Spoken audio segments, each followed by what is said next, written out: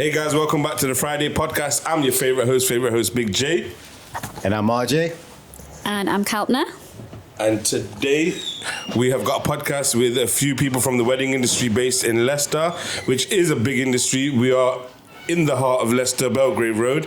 Would you like to introduce yourself? Hi, I'm Manisha. I am a bridal hair and makeup artist and based in Leicester, but covering national and international. My name's Kailash. I'm the managing director of Platinum Sounds and Events, and we're a one-stop shop when it comes to professional DJ entertainment and luxury event decor. Hi, I'm Paresh Patel from Feast India Events and Feast India Catering, and Feast India Restaurant and the Balmoral. I'm Arinda Buller, a designer. I design costumes and outfits and for brides and grooms. So first of all, I want to start with Belgrave Road, because as we're here and we were just watching some archive footage, so obviously Balmoral is on Belgrave Road. I think your business is on Belgrave Road. So how have you seen it change over the past 20 years, let's say? I feel this road needs to progress a little bit. I've seen a little bit of a fall. When I first came on the Belgrave Road, it was buzzing. There wasn't room for people to walk, and I feel there's been a little bit of a decline, and we need something to be done. And what do you think the major reason is for that decline? There's so many reasons that this has happened. There's been I think Paresh knows what the reason is. Go on, spill. I think it's more, obviously 1971, the first business my father set up. 1981 we opened the Balmoral, so it's literally 50 years and 40 years. And at that time, again, it was an immigrant community that came from Africa and obviously from Gujarat. And then obviously times change, but I don't think the council or have changed with the times as well. Haven't kept up, and I think that Diwali. This is the biggest celebration outside of India, apparently. Yeah. That we gather on Diwali Day, and again this year it was cut down to 1 day. Yeah, they're adding restrictions. And something that brings everybody together. It's not just about the Hindu community, but all faiths. Absolutely. To come together, and they've now reduced it to literally 1 day, and now I don't think even next year we're going to have it. So, And how important do you think events like that are? Because obviously, like you said, for example, fireworks, they cancel fireworks. Fireworks is just not just a Hindu thing, it's global, and obviously it's a celebration, and Leicester's one of the most multicultural cities there is. Yeah. So having events like that is very important, and I think spending money, and I think it's understanding. I don't think that the council are understanding. They need to understand what it is and what it means to the people. So I think that's a major thing. The Diwali celebration started in Leicester, and then it went to London. Yeah. So literally, Leicester was the first. Yeah. Outside of my India. line was, it's like cancelling Christmas for everybody else. Yeah. If cancelling Diwali is like cancelling Christmas, isn't it? Back to the initial question then. When I speak to people, because I'm 36, but they used to say that Belgrave Road was upmarket. Yeah. And now they're saying that it's gone down. So It was. Do you want to share the reason? I know some people don't want to really say it, but I think more. At that time there was like a lot of jewelers. Banks. Literally, there's no bank on the road now. Where there was at least 6 or 7 in those times. Jewelers. It was called the Golden Mile for a reason. But now, Golden Mile isn't shining so much because the jewelers have left, and nothing's replaced them. That allows somebody to say, right, you built Leicester, the Golden Mile, because it was on certain tourist sort of, let's go there because it's got great food. It's got the gold. It's got the saris, it's got everything for shopping. Like having good caliber shops here as well. People come from out of town. Belgrave Road actually relies on people, not just Leicester, it's out of town. My business is people coming in from everywhere, like Rugby, Coventry, Nottingham. There's so many towns that are attached to Leicester. Those people are not coming here because there's not that variety left. It doesn't attract them. No, it doesn't attract them anymore. They're going to Birmingham or they're going all the way to London, missing out on Leicester. Which nicely brings me to my first question for all of you. We'll start from that side. Where's the furthest someone's ever come for your service? For me, Barbados. Ooh. Yes. Someone saw something online. I've always I started my business 25 years ago, and I've always believed in putting myself out there and my website. And it was my website. Somebody saw an outfit, and she said, "I've fallen in love. I live in Barbados. How can I have that outfit made for myself?" I said, "Well, we can do it, over the phone, because in those days there wasn't, video No, chat, video and chat. things Yeah, like that. You WhatsApp. can't really- there was nothing like that." So she said, "I'm going to fly out." I was, "What?" She flew all the way from Barbados and had an outfit made. So that's my furthest client. For us, it's probably LA. We had a couple who were getting married, and they were getting married in Tuscany. Okay. So literally, we take all the chefs out there, and they came for a tasting, and then loved the food, and then we sent the chefs out to Tuscany about 6 months later to cater the full 4 days of events and food, and they all loved it. Did you enjoy it yourself? I did, because Tuscany is a beautiful place, and I'm sort of the director, but the main guy is Tony Baines, and he's an angel in the business, and for him, everything's natural. He was talking to the clients, made them feel at ease, because obviously catering in a different country, getting that flavour right is important, and obviously at tasting, it's very important to have that same taste actually at your wedding day, and we were getting so many compliments, and literally more compliments about Tony than the food. So Just a quick question about that. The ingredients, did you have to source the ingredients out there, or you took them from here? we took some masala, so some chefs of ours who are very particular about the masala that they use, but generally, like paneer, we made it fresh from obviously the cow's milk, so fresh ingredients, tomatoes, which Italy is known for. So literally, it was like a chef's larder of everything you could wish for, and then obviously the food comes out so much. That Italian and Asian thing goes so well as well. You know what I mean? It goes hand in hand, like literally. And literally, they've not had food. They've had Italian food because they're there for the wedding in Italy, but then they look forward to some, good old Punjabi or Gujarati or Indian food. So, Kailash, I've seen you at airports, so I know you've been. Yes, the last time I seen you before this, we were actually flying out to a destination wedding. Yeah, I remember. Where was that? So we were actually, Yeah, I remember we were actually flying out to Portugal. Me and my team member DJ Keish, where we were doing a wedding out there. And I'd probably not seen Big J for about 15 years. And then, then I see him walking towards me in the airport. I thought Big J's in the building. So You both made it. we both made it, yeah. And I think nowadays a lot of brides and grooms, they're doing destination weddings. So rather than doing something in their home country, they want to go to a beach. They want to go further abroad for the destination setting. So we've done like India, Dubai, Canada. We've done quite a lot of venues and places across the world. Amazing. What about yourself, Manish? So mine's different a little bit. So I've done a lot of destination weddings where I've gone over to the bride, to their hometown. So like India, Dubai, Portugal, Spain, all of that.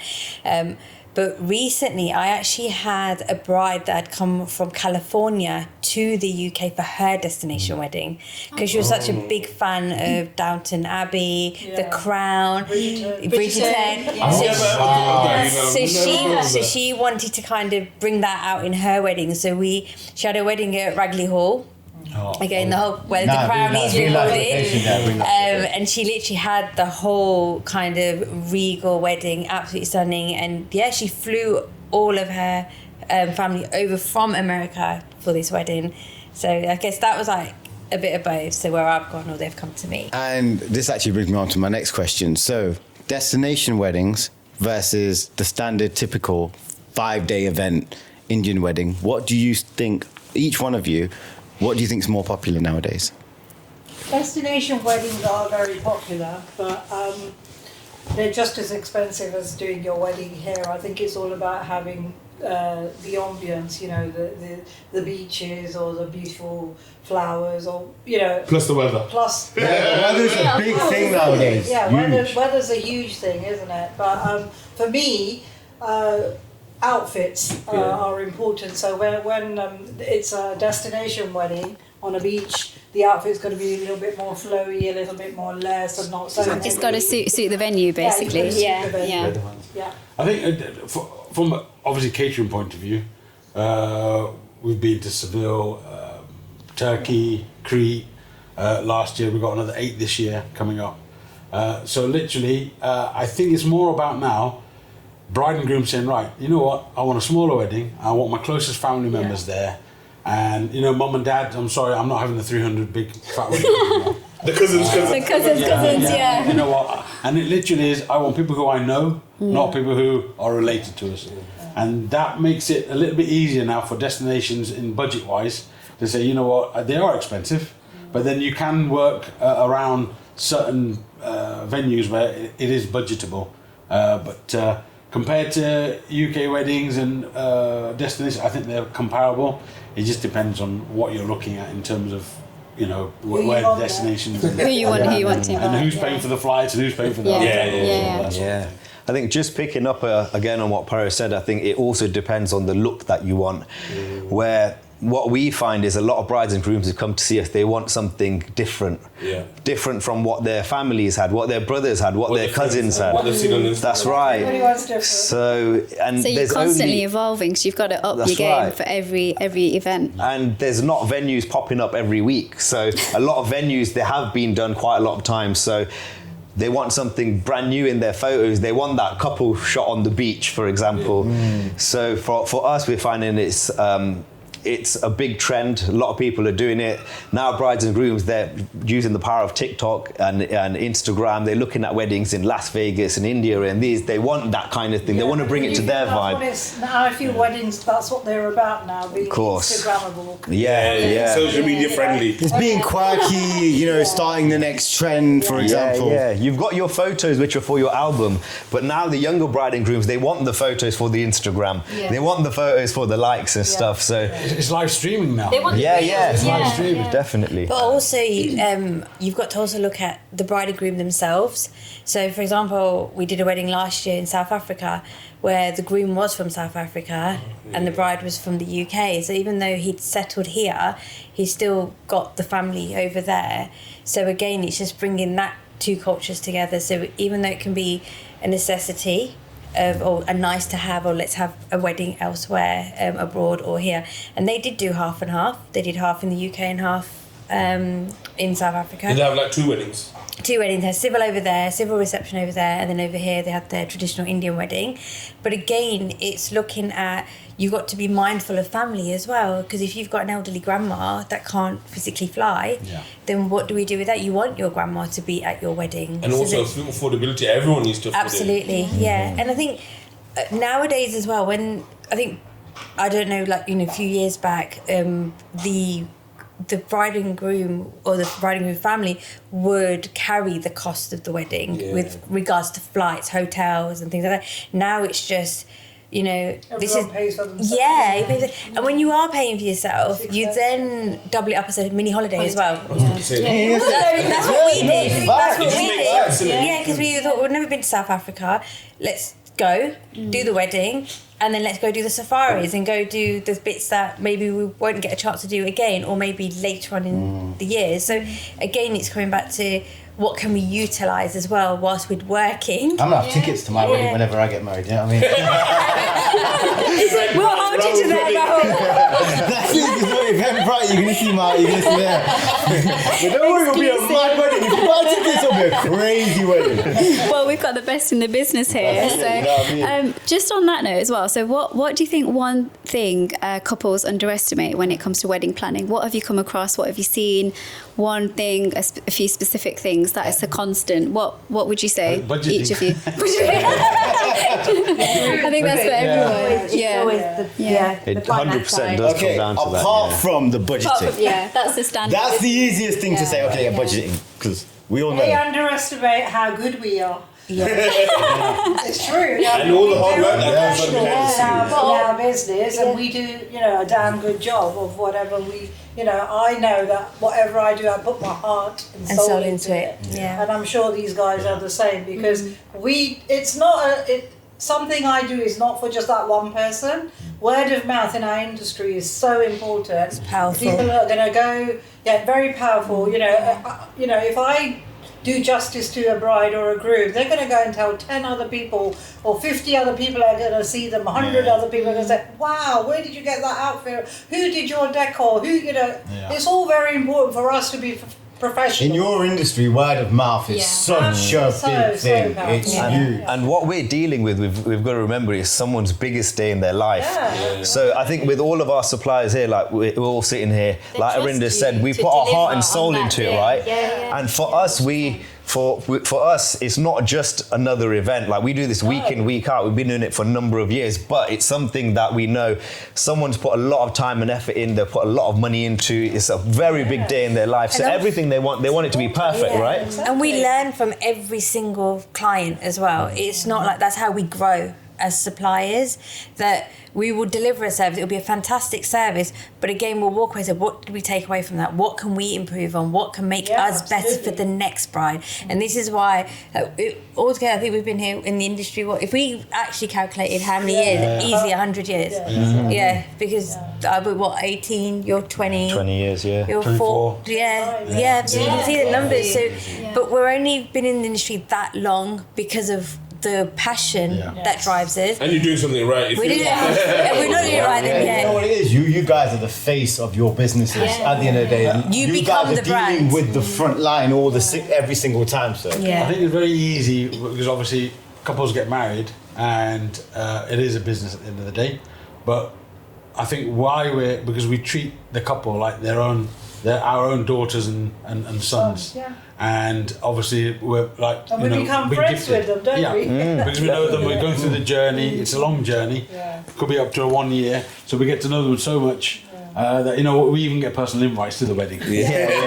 So many. So it's not just with the couple; it's with their parents, their whole family. You form a great bond with them. We do. And I think that's very important in your industry. So my next question, actually, we discussed it there before. We asked you guys, how much in advance does your service need to be booked? So my question to you lot, obviously you're in the industry, what's your opinion? What should go first and what can you wait till last? There is definitely a pick list. You have your priorities at the top. I'd say that is venue, caterers, dress designers, decor, makeup artists, because they're the ones that are going to make your day. And then you do have all your other necessities and nice to have afterwards. But I think, like for myself, I've noticed as years have gone by, when I first started, I'd have brides booking me between 6 to 1 year in advance. Then it went to 18 months, and now I'm going up to, brides are so looking and already researching and things that they're going up to 2 years in advance. So I have to then, for example, I've got brides coming in at 2028. That diary doesn't even exist anymore. I have to go into Google and print off a diary just so I can write them in to say, they don't forget. Wait, I want to answer that. Oh, go. Okay. What do you think is the correct way to do it? What do you think should come first and what do you think you can leave to the end? So I think the first thing should definitely be your date. Without a date, there's nothing happening. You need to get your date in, then your venue. Biggest thing, because once you give all your supplies, your date and venue, you've got the ball rolling, you've got something to work with.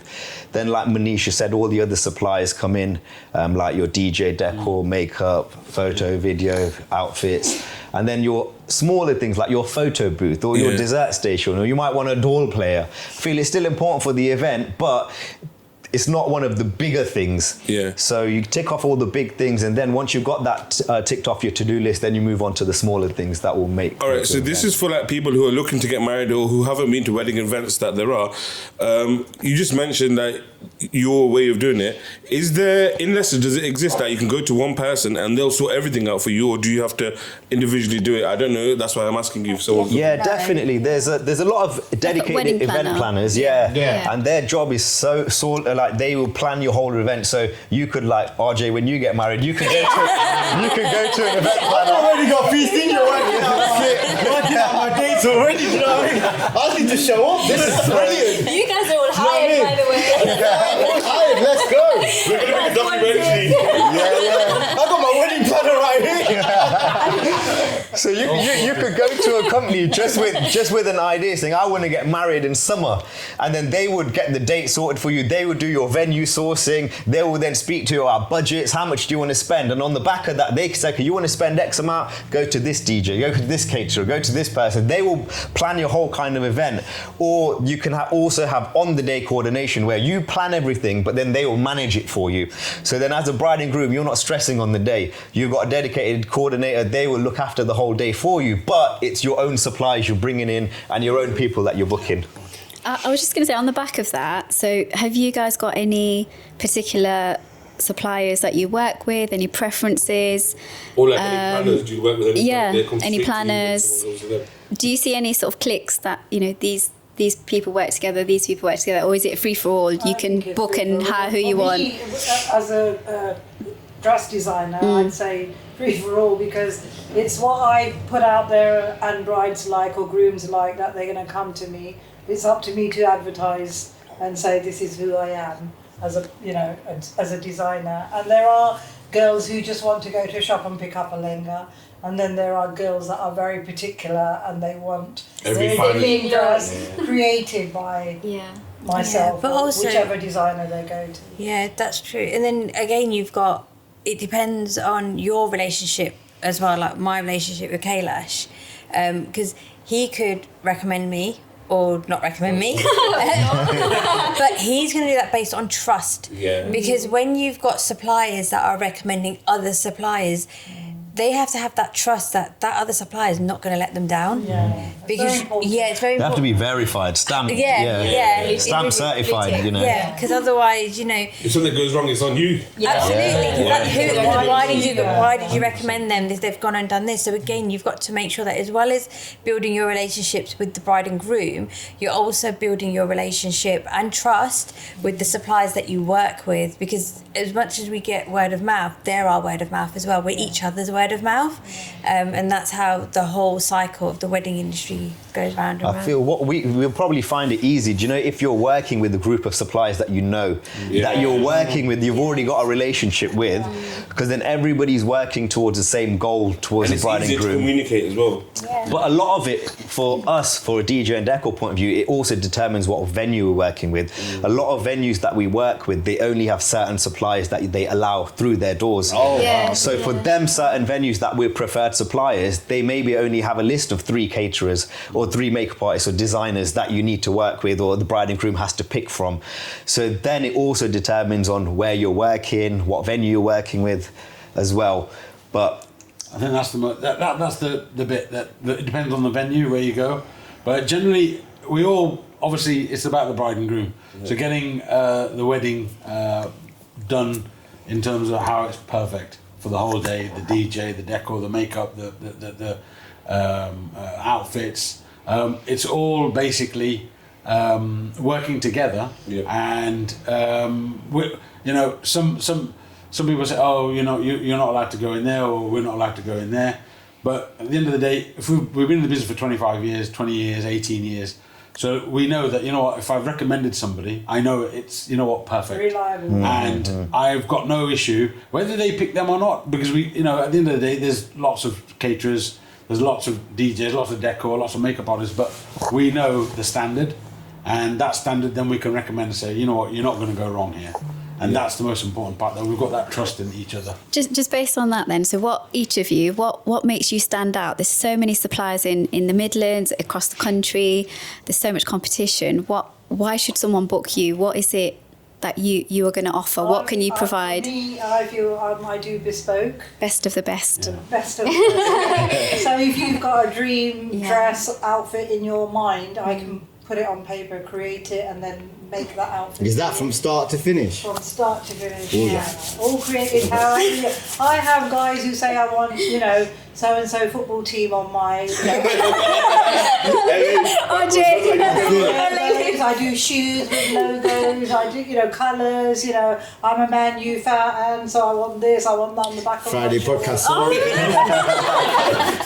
So, creating something for someone something personal to them, I feel that's quite unique. So, for me, that's something. I think everyone knows an Arinda Bulla design when they see one. Yeah. Thank you. Personalization is the key, especially with the younger brides and grooms. Yeah. When they've got their fingertips on Instagram and all of this, and they want something custom and bespoke To them. Yeah, and I feel like Arinda, even like on the decor side, that's where we would stand out, where 90% of our work is not off the shelf. A bride and groom would come to us with a vision, a design. This is the theme we want. We would sit down with them and then we would create something custom for them.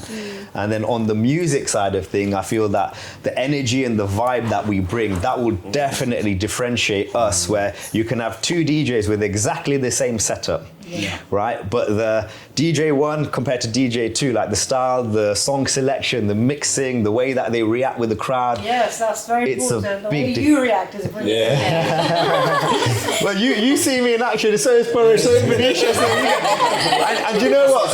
It's something funny. Janick actually used to be an MC, right? So going back about 20 years. We'll put the link. We'll put the link up. Don't worry. We'll put the link up. We'll put the link up. You two should collab, actually. Yeah. Do you know what? We actually used to. You want me at your wedding? Hype man Jay. Yeah, special guest. Well, we were actually DJing and he was MCing, and I'm talking like under 16 and under 18 events and daytimers and all sorts. So. We were under 16 and 18 as well, by the way.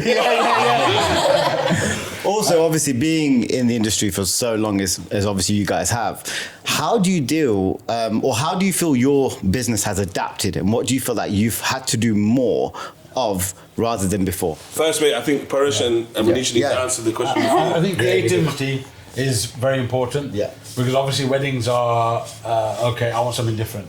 The couple's been to a wedding from their family member, and they say, okay, we're going to go to a different venue. We want a different type of vibe, and creativity is the thing that they're looking for. That I don't want the same. Again, bespoke garment, the wedding dress from Arinda. So it's about just being 100% creative in what they're doing. The food as well has to be something different sometimes, because you always get the same sort of dishes going out at the same time. You know when they say they want something different, did they show you that we don't want this? I was just going to say, how different can you get with food? I mean, you were quite restricted. Right. There's only certain... But the thing is that some things work so well. Yeah. And that's why we say, right, you can have anything you want. But technically, they say, well, I've had that, so I want this and I want that, but let me try the food. But they always go back to the basics. And because it works. But obviously, in canapes, that's where people can sort of twist, and that's where I think they want to shine and have their own sort of menu. But when it comes to food, it's about just the creativity. And then going back to the thing about us guys, trust and honesty is the most important part. We've been in the business for so long, and I think that's the most part. Is you've got to have trust and honesty with the couples. That they've got to feel that believe in you. That you're going to give my day, and it's going to be my special day, not somebody else's special day. It's, I want wow, and we have to give that. We have to deliver that. And what makes you stand out, Nisha? I think for me, because I've been in the industry for so long, I do a lot of research, and I don't mean things like TikTok. I mean, that is part of it, social media, seeing what's trending. But because obviously I run an academy as well. So when I'm teaching, I can't teach something that I was doing when I first started. I have to grow with the times. And what I have learned, I don't know about you guys, but the millenniums, the Gen Zs, the alphas, that all of those three generations think so differently. They work differently. It's just crazy. So I'm quite blessed because I live in a household. I've got me and my husband that are millennials, and then I've got Gen Zs in my house as well, and I've got one alpha. So I've got those generations. So I can see how all of them tick. So and I've got to be true to myself. When I am working with brides, I am working with a Gen Z. They're my brides that are in their 20s, 30s. Then I've got the up and coming one. If I'm still in the industry in 10 years, all my alphas are going to become my bride. So I've got to think like them as well and deliver like them. So for me, I really look at the characters, the mannerism. So what is it in hair and makeup that brings that out? So again, how Arinda said about being bespoke and being tailored, that's exactly what I'm doing with my job. as well. So making sure that I'm always on that vibe of where I need to go. Actually, I've got a question that comes off that. So in Leicester, we have, obviously, we're from, you lot mainly deal in the Asian industry, but Asian means Hindu, Muslim, maybe Jain, all the different religions and cultures. How do you deal with that? All of you as well. Again, it's there are crossovers. I think the only not difference, but it's timings. So, for example, Muslim brides tend to get married in the evening. You got your Punjabi brides that are really, really early mornings, and then you got your Gujarati brides that are like midday. So if you time it right, you could do every faith. Yeah, you could potentially do it. Yeah. That is my next question. Have you ever done the triples? You know what I mean? That'd be fun. So it's Get a Christian one in there as well. Yeah, and in between the lunch breaks, because the Christians get them. Church weddings happen at lunchtime, where they call it the breakfast dinner. I think they call it breakfast lunch or breakfast something like. Yeah, and I never understood that. 'Cause it's not breakfast and it's not. It's brunch. If you timed it well, you could literally do every faith in one day. That's a stressful day. But again, they all, like we're looking at Asians, they all wear lengas. You know, we all wear traditional clothing. Yeah, it's slightly different. You know, with your Muslim brides, it's a lot more modest wear, so a lot more coverage. Then again, coming back to like our Sikh brides now, with the Gurdwara, with all the rules, we've got to look at the dressing, making sure certain areas are covered, heads are covered. Same with the Hindu brides, heads need to be covered when they go into the mandap. So it all ties in with the hair and makeup, and this is why it works really well working with like Winda Buller and working with that, because then we're really bringing in the cultures in the dressing, but also working with the cultures with how they look as a whole. So culture, same question. So how does culture affect the music and decor? Yeah, definitely. So if we just take music, for example, what we would to play at a Hindu wedding would be completely different to play at a Muslim wedding, which would be completely different to a Punjabi wedding, which is different to an English wedding. So the way that we tailor it, also depending on how traditional the family is, like sometimes at a Muslim wedding there's no dancing, so even the way we're interacting and hosting the event and making an announcement is very different in comparison to if we're rocking a dance floor of 300 people and we're interacting and vibing with them. So the way that we announce on the mic, what we're playing at what time, you've got to really tailor it to your clientele. But sitting down with them and their family prior to the event, discussing what they want, their must plays. Sometimes we have a list of don't plays. Don't plays, yeah. So we send a music form out to all of our clients, which has all the main songs that they want, the bride's favorite songs, the groom's favorite songs, the parents' favorite songs. Yeah, any must plays, don't plays. So if as long as prior to the event we crack that out with what they want and how they want it, you'll get a perfect blend on the day. And I feel you need to do that with each kind of person you're dealing with. Catering wise now, and even the DJs, it's we're in a multicultural society. So a lot of mixed race marriages now, English, Indian, Punjabi, and it's literally from a few a year. Now we're looking at maybe 10 or 20. But I think personally, with that, in food, it's fun. You get to mix cultures. Fusion, I think, fusion foods are really good. We've got one where we've done, obviously, Sri Lankan and Gujarati. That's what my wife is. My wife's half Sri Lankan. There you go. So mutton rolls. Everybody wants some. Kuddus and all that. Buy some for dessert. And then we've got English, which is like, okay, we're going to have a set meal now. So at feast, we're going to have a roast chicken dinner or veg option, a lamb option, and it's going to be plated service. Then in the evening, it's completely table service, curries, five, and literally they're like, oh, that sounds like the perfect Sunday. Yeah, exactly. Refills as well. So they're thinking, wow, we've never been fed before this much in our life. We've done a Nigerian Indian wedding this year. Oh wow! So it's literally we've got a lot of chefs, so we're lucky that we can adapt the menus to however Lebanese, Indo-Chinese, Chinese, Turkish. So it's all now mixing together. And then obviously with food we can have fun. Doing different things in different times, having different setups, and having different options. Possibilities are endless with food. Yeah. Okay. Wait, what about yourself? One more. Yeah, saying fusion. You know, when I started my business, my main motto was to mix our traditional culture with the fusion of where we live in this country. Indo-Western, All yeah. you young girls and boys have been born and brought up in this country, but you still want a bit of your Tradition. your Yeah. culture. So my motto was always fusion. I've always fused my outfits. Right from the beginning, I've made corsets, I've made ruffled saris, and all these things are now in fashion, you know, as we speak now. And Yeah. I'm quite proud of that. Full circle You know, moments I was happening, one of those innit? people that had the first corset, you know. And so, yeah, like everybody has said, it's a very mixed pot now. There's so many mixed marriages, so, you know, we just fuse it all together and make that outfit. Or, you know, I'm doing traveller brides now. Oh yeah. Which is amazing, and they want They are. everything Yes. exaggerated. Yeah. They want the biggest dress, the longest trail. You know, they want lights, they want everything. You know, and I've done that, and I feel, you know, like, you know, we're mixing in everything together. So- Just a quick question based on that, I'll give you the. You know, last time we spoke to someone, they said that a Nigerian couple, they're not Indian, they've got no Indian, but they're having an Indian wedding. Have you ever experienced that? Oh, we spoke about Yeah, this.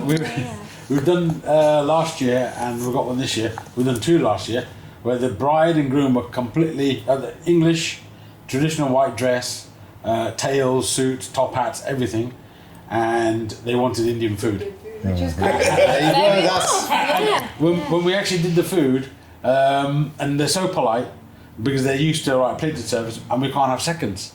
So people were eating, and we were giving out the food, and they were just like taking little bits. Did the family look confused? Yes, and then we had to go to each table and say, "Listen, you do know that these are as much as you want to eat," and they were like, "What?"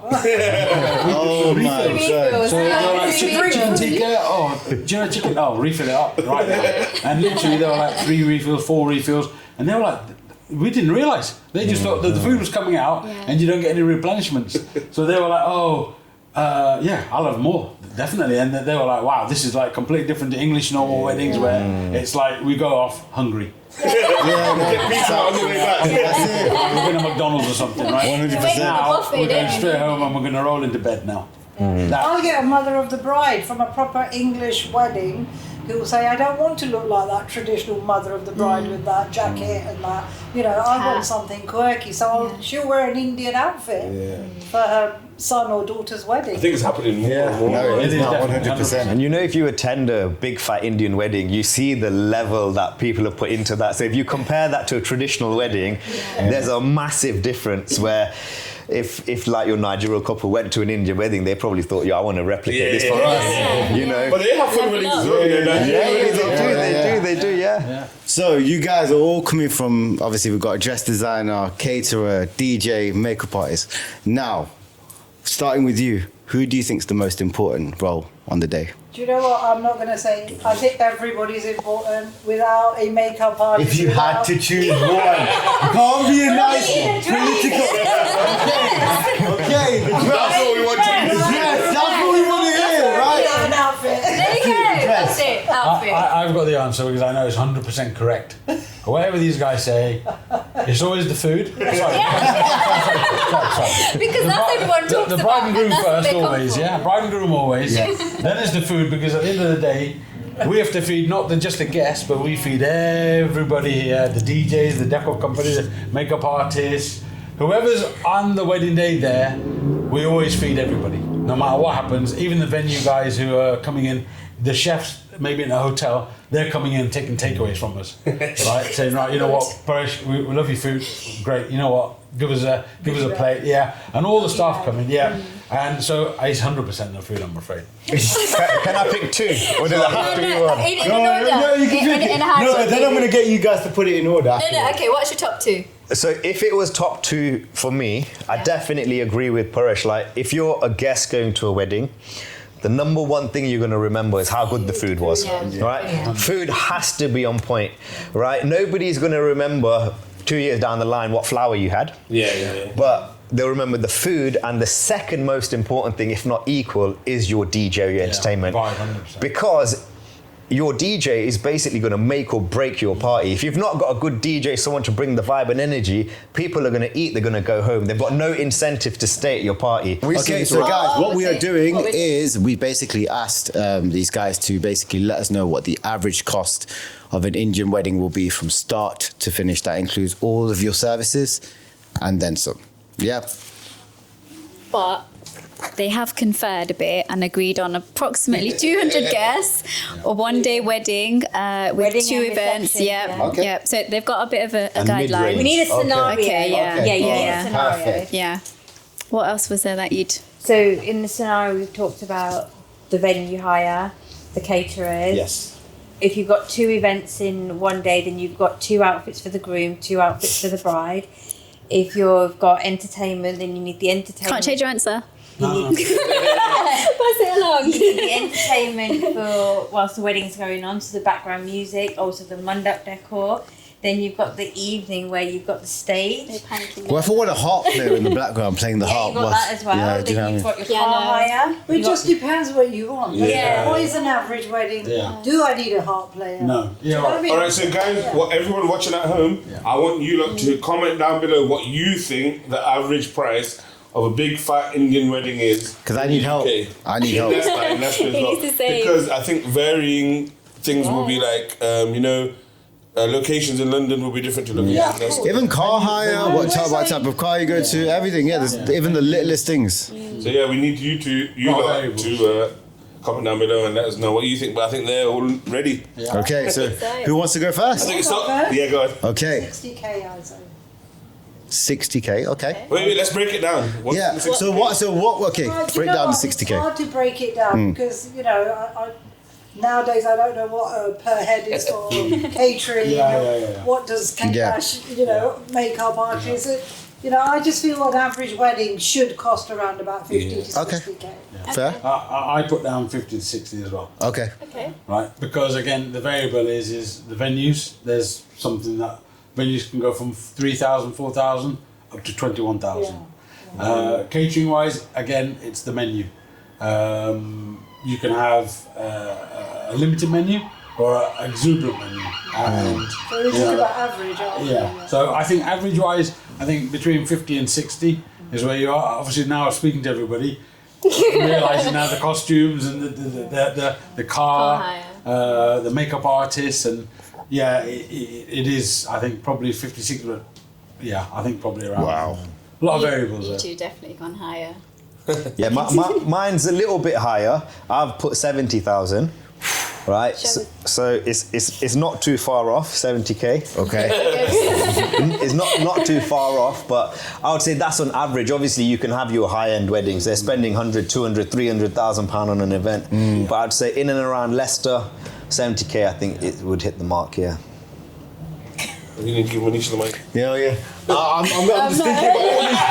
I'm literally thinking about all these numbers in my head. Like 60, 70k. What? Well, What do I mine's going to be a do? heart attack. So I've gone 125. You no longer get married. Yeah. Single. Guys, I'm after a partnership. No wedding for me. Isn't that a high-end wedding? You're talking- It is, but then also, we're also forgetting things like alcohol, reception, corkage. But I still feel that's a bit high. But I'd probably say high end. It wouldn't be more than 125. Yeah. But with the conversations I have with brides, and when they do share costs of like your photographers, your videographers. Lately, since last year, you've had people hiring content creators. Yeah. Streamers and stuff like so that. you've got that's another charge. Drones. Drones. You've got all of that. Yeah, Then you've got firework displays. Now that's something new. Fireworks display alone is $8,000, Yeah. and that's for a 25-minute Display. So again, money going. yeah. So you get all these Indian nice to accent here at the have. wedding. What about your wedding cake? Yeah. Wedding cake alone. Get Shahrukh Khan riding on a horse. Yeah. But even there, if people are starting to hire horses, you've got people that come on horses. Again, you've got that. You've got Helicopters. Yeah. So It's where you want to take where it. you want to take your You go wedding. to, The sky's the limit. 200. Yeah, You sky's- can take it wherever you want. Yeah. That's the bit about weddings. It's how you want your day, depending on your budget. And it's about being sensible. I think so. Me personally, I would say try and save that money for a house deposit. That's what a lot of people say. A lot of people say that nowadays. A lot of couples now thinking that way because it has gone exponentially higher, a lot higher now. They're thinking, hold on a minute. And I think COVID has taught us all a lesson. You don't have to call the grocer or your video maker. You just need your personal people that you see day-to-day basis that are important. Have smaller weddings. 100%. And I know you've all said 60 to 70 to 125, but if I was to, let's say for example, a couple hearing those numbers now are gonna watch this and think, what is the point as well? It's 60 to 70,000 pounds you're throwing. For a day. I understand it's your most important day ever, but let's say for example they don't have that budget. What is the minimum you would need in order for you to have a special day and to basically get the caterer, to get the venue, to get the makeup artist, to get a DJ to play on that night? It can be easily done. Yeah, you can have. I know brides and grooms where they've had their registry done in the registry office, and then they've hired a really nice restaurant and got the whole family together and had a real nice sit-down meal. You're not hide the venue, but you're still having that intimate meal together. The people are there. The people are there. Exactly. And My niece was flying out to Abu Dhabi for a job, and she couldn't go and live out there because she wasn't married to her partner. In 3 weeks, she set up her wedding. We did the whole works, all done at home, DIY. But I don't think she spent anything close to what the figure I gave, because it can be done. That's what I'm trying to say. It can be done. In this industry, there's someone for everyone. Yes. Yeah. So you've got your budget caterers and DJs and stuff, and even your venues, like even your community halls, even school halls. Like people used to get married in school halls. So there's something for everyone, and if you have got a budget, I feel that as long as you tick off what's important for you and it makes you happy as a bride and groom, there is no right or wrong answer. It's what's comfortable with you. Yeah, that's the most important part. Venues vary, catering varies, and literally it's about the couple, what they want. They can go top, low, medium. It's purely up to you how you can cater to everyone basically. They're happily ever after. You know what? Coming onto the pricing, and you lot have said maybe you're top end because you are higher end. Before that used to be a thing because obviously I'm Indian, so I'm not doing race, but Indian people try to go for the cheapest stuff or haggle. But nowadays, I think if you're charging more, it means that you're actually good at what you do. And plus, obviously, all of you not sitting here, you've been in the industry at least 15 to 20 to 25 years. So first of all, this is a two-part question. Why were you so successful and how are you still here? And then if you do charge more, if you are top end, why do you have to charge that price? And obviously it makes sense because you mentioned stuff like insurance. That's one of the things that people don't see. So what are other things that people don't see that? All the overheads.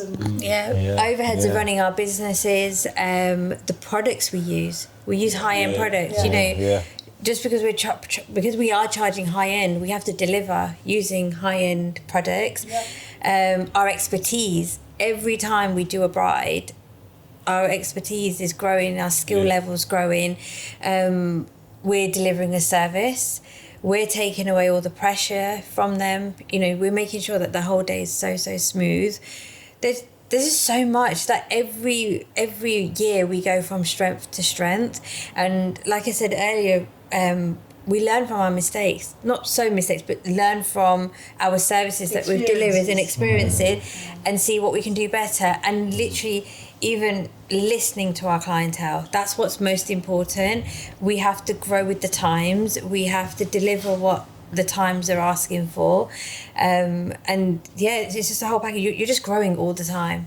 But why do you think your business is still going? Like other people have come and gone. There'll be makeup artists that are not makeup artists anymore. They're just relaunch. I'm always relaunching. Like at the moment, I'm working on a legacy project. Like you dropped your surname and that stuff like that. But you know, with all our businesses, we're always working It's 2-3 about years being ahead of current, time. isn't it? Yeah, Being current. yeah. We're here, we're present, but our mind is actually 2-3 years away.